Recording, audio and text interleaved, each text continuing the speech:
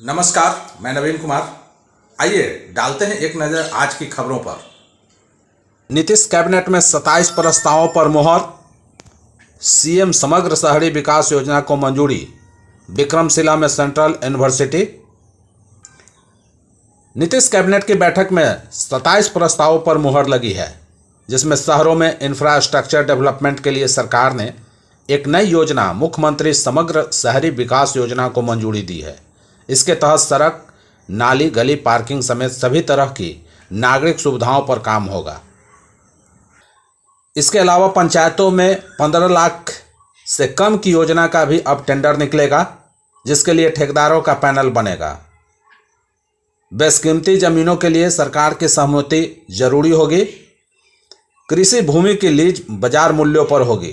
गया मोतिहारी के बाद विक्रमशिला में तीसरी सेंट्रल यूनिवर्सिटी खुलेगी। बिहार में भी पहली फिल्म नीति के लिए 4 करोड़ तक का मिलेगा अनुदान। गया, बोधगया और नवादा की तर्ज पर औरंगाबाद, सासाराम और डेहरी शहर को सोन नदी से पेयजल उपलब्ध कराने के लिए 1347 करोड़ रुपए की स्वीकृति की गई है। उद्घाटन के पहले भवन में आई दरार। पटना के धनरुआ का मामला। बता दें कि कचरा अपशिष्ट प्रसंस्करण इकाई भवन में उद्घाटन से पूर्व ही दरारें आ गई हैं, जिसे लेकर लोग आश्चर्य में हैं। हालांकि इसे लेकर मनरेगा कार्यक्रम पदाधिकारी ने जांच के आदेश दिए हैं, लेकिन आखिर ग्रामीणों का कहना है कि क्या वजह है कि अभी उद्घाटन भी नहीं हुआ और इसके पहले भवन में दरार आ गई है। ये बड़ा ही सवाल है। जिस तरह से बिहार में पुल गिर रही है, उद्घाटन के पहले पुल और सड़क में दरारें पड़ रही है, उस तरह से अब भवन में दरार आ रही है, जहां पर बड़ा सवाल है कि आखिर लोग इसमें जाएंगे तो कैसे सुरक्षित रह पाएंगे।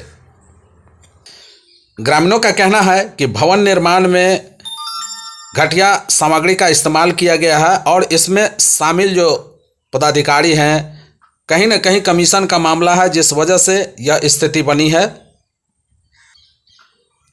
वैसे भवन में दरार आने के वजह से अब उद्घाटन की तिथि भी टल गई है। शिक्षा विभाग के अपर मुख्य सचिव एस सिद्धार्थ ने सरकारी विद्यालय में सुधार लाने के लिए उठाए ठोस कदम, जिसे के पाठक भी नहीं कर सके। डीएम के लिए भी बनी है चुनौती।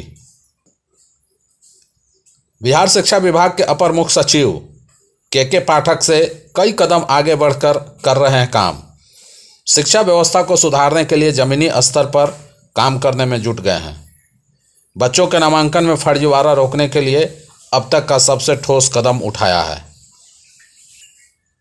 अपर मुख्य सचिव ने सभी जिलाधिकारियों को आदेश दिया है कि छात्र छात्राओं 6 से 18 वर्ष के आयु के जो हैं, उनका आधार कार्ड होना अनिवार्य है। हालांकि यह आदेश सरकारी और निजी स्कूलों में पढ़ने वाले बच्चों के लिए, दोनों के लिए है। आधार कार्ड बनाने का मुख्य उद्देश्य विद्यालयों में फर्जी एवं दोहरा नामांकन को रोकना है।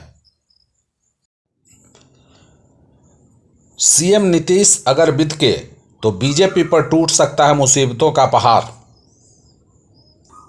कई मुद्दे हैं जिसे लेकर नीतीश कुमार एक बार फिर भाजपा से हो सकते हैं जुदा। विशेष राज्य के दर्जे की मांग को लेकर एक बार फिर जदयू ने केंद्र सरकार पर दबाव बनाना शुरू कर दिया है। वैसे आरक्षण को 9वीं अनुसूची में डालने के भी मांग उठ रही है। इसके अलावा ईडी की प्रशासनिक अधिकारियों के ऊपर बिहार में दखलंदाजी, सरजुग राय का झारखंड में जदयू की ओर आना, कई तरह के संकेत जो हैं एक बार फिर से सामने आने लगी है, जिसे लेकर ऐसा माना जा रहा है कि एक बार फिर नीतीश कुमार पाला बदल सकते हैं। हालांकि कुछ दिन पहले पूर्व सीएम लालू यादव ने यह बात कहा था कि अगस्त में केंद्र में सरकार गिर जाएगी। इसे लेकर खासा बवाल मचा था, लेकिन राजनीति जिस दौर में दिख रही है, उसमें ऐसी कोई परिघटना हो जाए तो आश्चर्य की बात नहीं है। वातावरण को दूषित होने से बचाने के लिए बिहार के सहरसा में प्रसार कार्यशाला का आयोजन।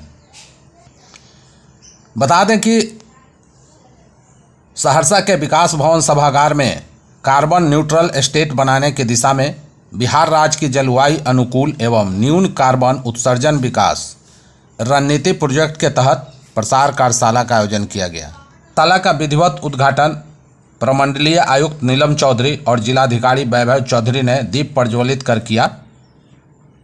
इस दौरान अधिकारियों ने कहा कि हमारा वातावरण काफ़ी दूषित है और निकट भविष्य में इस तरह की कार्यशाला संदेश को जिला और पंचायत स्तर तक ले जाने की ज़रूरत है ताकि हमारा वातावरण को दूषित होने से बचाया जा सके। इस दिशा में सभी लोगों को सहयोग की ज़रूरत है। कांवड़ यात्रा पर योगी सरकार का बड़ा आदेश, रूट की हर दुकान पर नाम पहचान लिखनी होगी। कांवड़ यात्रियों के लिए बड़ा कदम उठाते हुए यूपी सीएम योगी आदित्यनाथ ने कांवड़ मार्गों पर खाने पीने के दुकानों पर नेम प्लेट लगाने का आदेश दिया है। आदेश में साफ कहा गया है कि हर हाल में दुकानों पर संचालक मालिक का नाम लिखा होना चाहिए। इसके साथ ही उसे अपनी पहचान के बारे में बताना होगा। दरअसल उत्तर प्रदेश सरकार की तरफ से फैसला कांवड़ यात्रियों की आस्था की सूचना बनाए रखने के लिए लिया गया है। बिहार के जहानाबाद के आवासीय विद्यालय के 9 छात्राएं अचानक हुई बेहोश। गर्मी और उमस की वजह से आवासीय अंबेडकर बालिका विद्यालय में 9 छात्राएं अचानक बेहोश हो गई। सभी छात्राओं को आनन फानन में इलाज के लिए अस्पताल में भर्ती कराया गया है। हालांकि डॉक्टरों के मुताबिक अब सभी छात्राओं की स्थिति बेहतर है और खतरे से बाहर है। बच्चियों के बेहोश होने से स्कूल की व्यवस्था पर भी सवाल उठने लगा है। परिजनों व अभिभावकों का कहना है कि आखिर इस विद्यालय में गर्मी से राहत के पर्याप्त इंतजाम में लापरवाही क्यों बरती जा रही है, जबकि सरकार से इसके संचालन के लिए पर्याप्त सुविधा मुहैया कराई जा रही है। वहीं दूसरी ओर बेतिया में गर्मी और उमस के चलते राजकीय उत्क्रमित +2 विद्यालय बैरिया बाजार में अचानक 20 बच्चे बेहोश हो गए। इनमें 5 बच्चों की हालत गंभीर बताई जा रही है, जिन्हें GMCH रेफर कर दिया गया है। अस्पताल और स्कूल के आगे कूड़े का ढेर, जिसे सुनकर सभी को आश्चर्य लगता है कि बिहार में जितनी बेहतर व्यवस्था की जा रही है स्कूलों के लिए, अस्पतालों के लिए, और अस्पताल जहां साफ सफाई की व्यवस्था ऐसी होती है कि देखकर लोगों आश्चर्य से भर जाते हैं कि वाह, वाकई सुंदर व्यवस्था है। लेकिन देख लीजिए, सरकारी अस्पताल है पटना जिला के समीप मनेर के शेरपुर में, और शेरपुर के पास नेशनल हाईवे रोड है। रोड के समीप सरकारी अस्पताल और आगे कूड़े का ढेर। कूड़े के ढेर से होकर सभी मरीज अस्पताल में प्रवेश करते हैं और ये गंदगी और बदबू के बीच बैठकर अपना इलाज कराते हैं।